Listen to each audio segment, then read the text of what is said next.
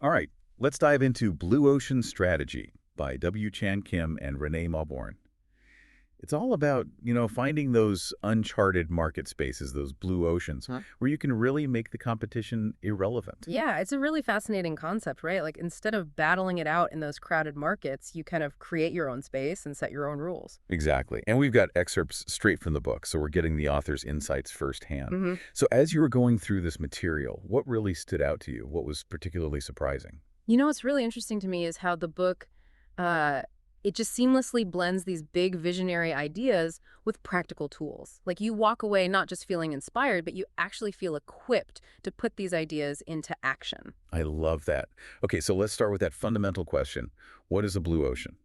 Okay, so imagine a market where, everyone's fighting for the same customers, the same resources. It's a struggle. That's what they call a red ocean. Right, it's crowded, it's cutthroat. Exactly. And so blue oceans are about creating new demand. You're not trying to outcompete in an existing market. You're actually creating a new market space where the competition becomes irrelevant. So it's not just about being different, just for the sake of being different. It's about creating value that's so compelling that the old way of doing things, it just seems, I don't know, almost obsolete. Exactly. And the book uses this great example of Cirque du Soleil.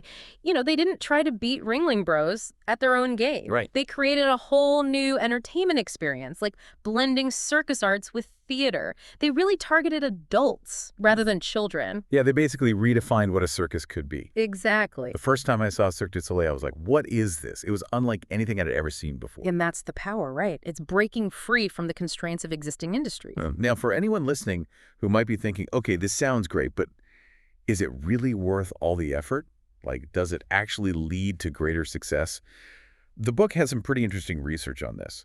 Oh, absolutely. They found that blue ocean launches, they actually create significantly more revenue and profit than those that try to compete in those existing, red ocean markets. So we're not just talking about a nice theory here.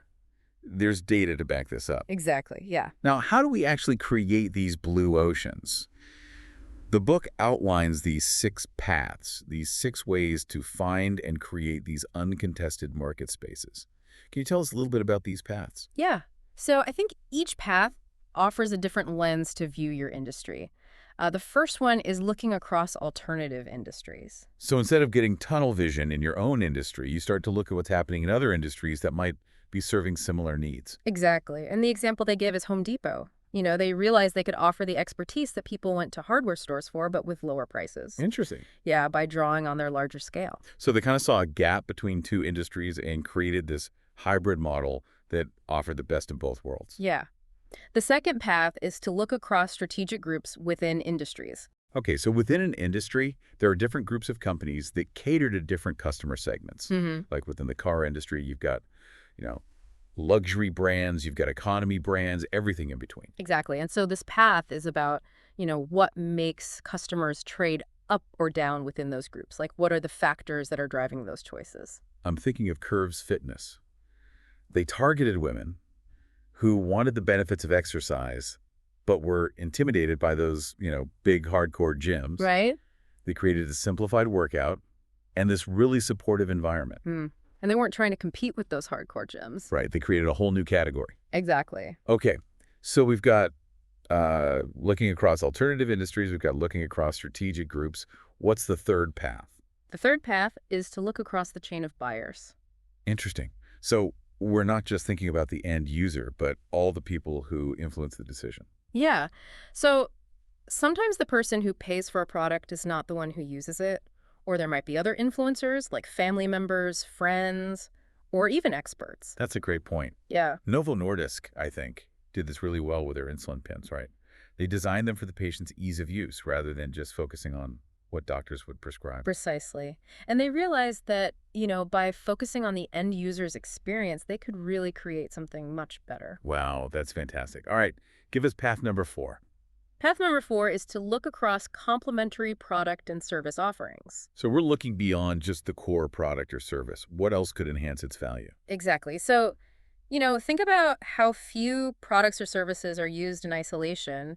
What else is affecting the customer's experience? This makes me think about ABI buses. Hmm. They realize that to make public transportation more appealing, They had to think about the whole experience, not just building a better bus. They thought about the aesthetics, how easy it is to get on and off. Yeah. And they understood that to create a truly compelling value proposition, you had to look beyond just the traditional boundaries of your industry. All right, we have 2 more paths to go. What's next? Number 5 is looking across the functional emotional orientation of an industry. Okay. So are we talking about the balance between appealing to, people's practical needs versus their emotions? Exactly. So, some industries are overly focused on like the functional aspects of their products or Oh, services, right. while others are overly focused on the emotional. And I could see how some industries might be missing opportunities to connect with people on a deeper, more emotional level. Exactly, yeah. And the example they give is Cemex, the cement company. They realized that they could tap into the emotional side of what a new room means. They position their product not just as building material, but as something that helps create rooms of love. That's beautiful. Yeah, They took something very functional and gave it this emotional significance. exactly. And the last path, number 6. Yeah. Number 6 is looking across time. So we're talking about trends. Like, how is the world changing and how do we position ourselves? Yeah, you're anticipating how things are changing. The example they use is Apple, who saw the rise of digital music and created iTunes. Right. Yeah, they became a dominant force in the music industry. They saw the writing on the wall and they took a bold step. Exactly. Okay, these 6 paths provide a fantastic framework for thinking about blue ocean opportunities. Mm, But how do we actually go from these big ideas to a concrete plan? right. And so that's where the 4 actions framework comes in. Okay, what are those 4 actions? So the 4 actions are eliminate, reduce, raise, and create. Okay, so eliminate. Yeah. What are those things that maybe our industry takes for granted that we could get rid of completely? Exactly. So what are the things that people don't really care about anymore or that are even detracting from the value? Okay, reduce. Hmm. So what are those factors that we're overserving compared to what customers actually value? Right. Are we putting too much effort into things that don't matter? Gotcha. Raise. Yeah. Are there factors that we should raise well above the industry standard? Where can we really exceed expectations? Exactly. I love that. And then finally, create. So what are those completely new factors that we can introduce to create unprecedented value? Yeah. This is where you break free from the conventions, right? I love it. Yellowtail wine is such a good example of this. They made wine approachable to non-wine drinkers. They eliminated all the jargon, Mhm. simplified the choices, and they really just focused on the fun. Yeah. They looked at what kept people away from wine and did the opposite. And they created a whole new market of people who probably never thought they'd be drinking wine. Exactly. This 4 actions framework, I love it. It feels really practical. Yeah, it's a great tool. It really helps you put those paths into action. This has been a fantastic start to our deep dive. We've laid the groundwork for understanding what blue oceans are, why they matter, and how to start thinking about creating them. Yeah, definitely. And we've only scratched the surface. There's so much more to explore in the book. But before we get into those specifics, I want to highlight something that really stood out to me in the book, which is its emphasis on people. Oh, yeah, absolutely. It's not just about the numbers, right? It's about engaging your employees, building that trust, and making sure everyone feels valued. That's so important. Hmm. Because, you can have the best strategy in the world, but if your team isn't on board, You're not going to get anywhere. exactly. And the book really focuses on aligning your value proposition with your people proposition. It's about making sure everyone benefits. Creating that win-win Exactly. where everyone feels like they're part of something really special. We'll be back soon to continue this deep dive. We'll explore even more insights from Blue Ocean Strategy. Stay tuned. Welcome back. I'm excited to keep exploring Blue Ocean strategy. Me too. Last time we got a good overview. We talked about those 6 paths to creating blue oceans and the 4 actions framework, Mm. eliminate, reduce, raise, and create, which seems like a pretty handy tool. Hmm. But I'm curious about some of the other frameworks and tools for the book. Yeah, well, there's one that comes to mind that I think is super valuable. It's called the buyer utility map. Okay, the buyer utility map. What is that all about? It's a visual tool, and it helps you analyze how your product or service creates value for customers at every stage. I like that it's visual. That always helps me. Right. And so it breaks down the whole buyer experience into 6 stages: purchase, delivery, use, supplements, maintenance, and disposal. Wow. Okay, so You're really looking at the entire customer journey. Yeah, exactly. And you identify the hurdles or the pain points customers might face at each stage. I see. And that helps you see the opportunities for creating value. You Ah, can eliminate the hurdles, reduce their impact, raise certain factors, or even create entirely new factors that no one else is offering. like you're walking in the customer's shoes, seeing the experience through their eyes. Yeah, exactly. The book uses the example of Ford and the Model T. Back then, cars were a luxury item for the wealthy. Right. They were expensive, they were unreliable, hard to maintain. Yeah, so many barriers to entry for the average person. Exactly. Ford saw the biggest blocks were in the use and the maintenance stages. I see. So he created a car that was affordable, durable, and easy to fix. The Model T. It revolutionized transportation. Yeah. It wasn't about being flashy, it was about solving problems. Exactly. That's a great example of how understanding the customer journey leads to big innovation. Okay, so we've mapped out the buyer utility. What about pricing? How do we figure out the right price for a blue ocean offering? That's where the concept of strategic pricing comes in. Strategic pricing. The idea is to find a price that's attractive to a large group of buyers, but also profitable for the company. So it's that sweet spot. Value for the customer, but also profitability. Right, and the book recommends a two-step process. First, you identify the price corridor for your offering. And that means you look at what non-customers are already using. What are they spending money on to fulfill that need? Okay, so if we use Cirque du Soleil as an example, they might look at, I don't know, theater, concerts, or sporting events. What are people spending their entertainment money on? Yeah, exactly. And then within that price corridor, you determine the price point based on the value your offering brings. So if your offering is truly groundbreaking, you can command a higher price. Yeah, But if it's more of an incremental improvement, you have to be more price sensitive. exactly. And, it's not just about numbers either. Pricing is psychological, right? Absolutely. You want a price that feels fair to people and encourages them to buy. Yeah, you want people to feel like they're getting good value. Yeah. Okay, so we've got the buyer utility map and strategic pricing figured out. But creating a blue ocean, it's not just about ideas. Hmm. It's about getting people on board, Yeah. overcoming resistance, making sure everyone's working together. You're absolutely right. And the book calls that tipping point leadership. Yeah. It's about leading change, effectively. How do we tip the scales in our favor?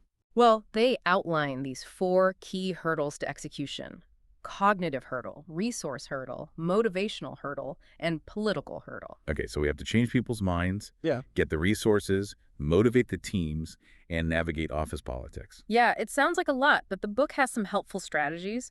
For example, to break through that cognitive hurdle, you have to make the need for change so obvious that it can't be ignored. Show, don't tell, right? Exactly. They give this example of Bill Bratton, who was the police commissioner of New York City back in the 90s. Right. Crime was out of control, morale was low, the public had lost faith Yeah, the system needed to change. big time. So to make that need for change undeniable, Bratton had his top brass ride the subway, which was notorious for crime. You put them right there, in the thick of it. Exactly. They couldn't deny the problem anymore. Brilliant. Okay, what about the resource hurdle? How do we get the resources we need when budgets are always tight? The book advocates for what they call a hotspots approach. Hotspots. Instead of spreading resources thin, you focus on areas where even small investments can lead to big results. Leverage points. Exactly. Okay, what about motivation? The motivational hurdle. You need to engage people emotionally, make them feel like they're part of something bigger. People want to feel like their work has meaning. Right. They talk about kingpins. These are those key people who can make or break your strategy. You got to get them on board. Build a coalition. Yeah. Find the influencers. Exactly. And then the political hurdle. We know office politics are always there. Oh, yeah. How do you deal with that? They recommend a strategy called atomization. It's about breaking a big change, which can be controversial, into smaller pieces. Okay, so instead of trying to change everything at once, you take smaller steps. Right.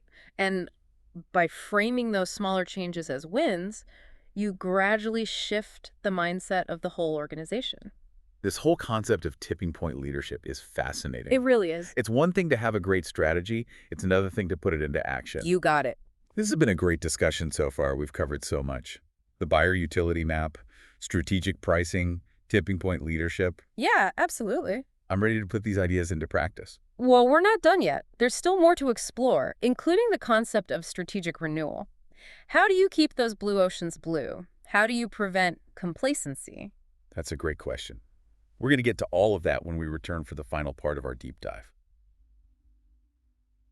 Welcome back to our deep dive into blue ocean strategy.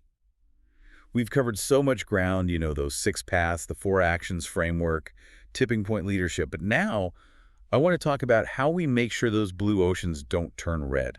Like, how do we prevent ourselves from becoming complacent? Yeah, that's a great question. And that's where the idea of strategic renewal comes in. It's about recognizing when your blue ocean is starting to get a little crowded and then having the courage to create a new one. So it's not just a one-time thing. No, it's an ongoing process, right? You're Sure. always monitoring, adapting, reinventing, because even the most successful blue oceans, they don't last forever. Makes sense. Competition heats up, and you got to be ready to change before that market gets too saturated.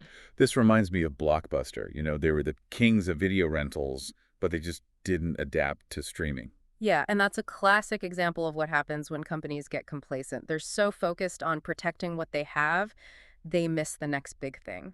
So how do we avoid that? What are some signs that our blue ocean might be turning red? One big sign is that your value curve is starting to look like everyone else's. That distinctive value curve, that's what sets you apart in a blue ocean. Right, it's that unique combination of factors that nobody else is offering. Exactly. So if you're starting to see everyone offer those same features and benefits, that's a sign that things are getting crowded. It's like they say, if you're not moving forward, you're falling behind. That's right. Another sign is that your non-customer base is shrinking. Blue oceans are all about creating new demand, bringing in those people who weren't your customers before. If that pool of potential customers starts drying up, that's a problem. Keep your eye on those non-customers. Exactly. They hold the key to future growth. The book also talks about something called Pioneer Migrator Settler Mapping. It helps you analyze your portfolio and figure out where you should be focusing your innovation efforts. Okay, tell me more about this pioneer migrator settler thing. So, pioneers, those are your blue ocean offerings, right? They're innovative, create new demand, and generate high profit margins. The stars of the show. Right. Migrators, those are more incremental improvements, not groundbreaking, but they offer solid value. Okay. And then you've got your settlers. Those are like your cash cows. Mature products or services, bringing in steady revenue, but not really growing much anymore. The ones that ever in their retirement. Exactly. And the key is to have a good mix of all three. But you always need to be investing in those pioneers, those blue ocean offerings that are driving future growth. It's a balancing act, right? Current profitability, but also innovating for the future. That's it. And the book gives you a framework for managing that portfolio so you can stay ahead of the competition. This is great stuff. This whole idea of strategic renewal, it's about fostering that culture of innovation where everyone is looking for ways to create more value. It's about shifting your mindset from competing to creating, from defending what you have to pushing those boundaries. I feel like this deep dive has been so eye-opening. We've talked about the principles of blue ocean strategy, the tools, and how to put it all into action. Yeah, it's been a great discussion. And this isn't just for businesses either, right? Nope, these ideas apply to almost anything. Nonprofits, government, even our own personal lives. It's about finding where you can make a real difference. I love that. Well, we're about out of time for our deep dive into blue ocean strategy, but hopefully this is just the start of your exploration. Pick up a copy of the book, dive in, and start thinking about how you can create your own blue ocean. The possibilities are out there. Go make some waves.